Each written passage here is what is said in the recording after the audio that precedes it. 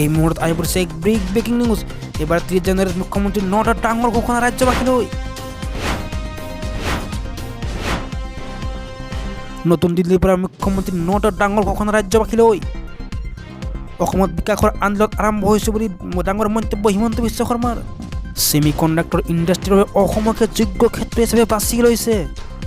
ভাৰতৰ 28 ৰাজ্যৰ ভিতৰত বাছনি কৰিছে কেৱল অসমকে যোগ্য ক্ষেত্ৰ হিচাপে। 48 নিজৰ চিপছ নিৰ্মাণ হ'ব জাগিৰোডতে। নৱেম্বৰ মাহৰ পৰা আৰম্ভ হ'ব এই চিপছ নিৰ্মাণৰ কাম জাগিৰোডত। আমেৰিকাত যিমান গাড়ী চলিব সকলো গাড়ীতে মেড ইন আছাম জাগিৰোড বুলি থাকিব লিখা। আৰু 24 তাৰিখে গুৱাহাটীলৈ আহিব দেশৰ প্ৰধানমন্ত্ৰী নৰেন্দ্ৰ মোদী। 12,000 যুৱক যুৱতীয়ে ঝুমুৰ নাচিব সেইদিনাখনেই ঝুমুৰ নাচে গঢ়িব বিশ্ব ৰেকৰ্ড। বাগৰুম্বা নৃত্যৰো আন এক অভিলেখৰ বাবে চলি আছে প্ৰস্তুতি। নুমলীগড় আৰু বঙাইগাঁও শোধনাগাৰক লৈ ডাঙৰ ঘোষণা মুখ্যমন্ত্ৰী হিমন্ত বিশ্ব শৰ্মাৰ। দিল্লীৰ ভোগালী বিহুৰ বিশেষ অনুষ্ঠানত অংশ লৈ এই ঘোষণা ডক্টৰ হিমন্ত বিশ্ব শৰ্মাৰ।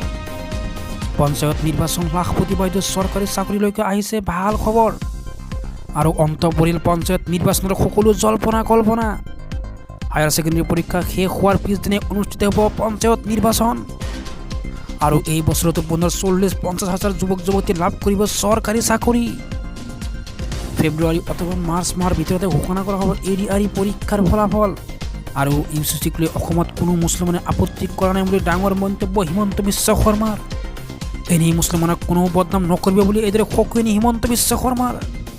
বহাগ বিহুৰ পূৰ্বেই লাখপতি বাইদেৱে লাভ কৰিব চৰকাৰী ধন। অসমৰ প্ৰতিগৰাকী মহিলাকে মিলিয়নাৰ বাইদেউ কৰা হ'ব বুলি ঘোষণা ডক্টৰ হিমন্ত বিশ্ব শৰ্মাৰ। এইদৰে বৃহৎ ঘোষণা ৰাজ্যৰ মুখ্যমন্ত্ৰী হিমন্ত বিশ্ব শৰ্মাৰ।